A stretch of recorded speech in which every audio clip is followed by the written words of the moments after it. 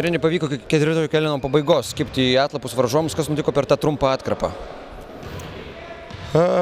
Šiek tiek suagresyvinom savo gynybą ir tai kažkiek pasiteisino, bet vėliau visą tai varžovai paverdė taškais, mes buvom per daug agresyvūs ir varžovai pelnė lengvus taškus.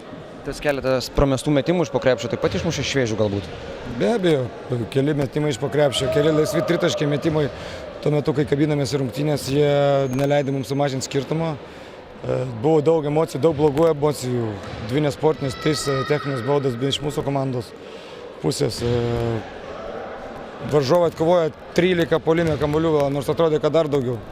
Tai jie turėjo 13 papildomų šansų, tai visą tai lėmė priešininkų pergalę. Kas labiausiai jums nepatiko šiose rungtynėse savo komandos auklėtinių žaidime? Nepavyko, kad mes visur vėlavom vienu žingsniu, pradėjus pralaiminėti ir kalbėjom Rūbiniai, nustojom žaisti kaip komanda, pradėjom ginčytis su teisėjais tarpusavį ir tai neleido mums pasiekti pergalės.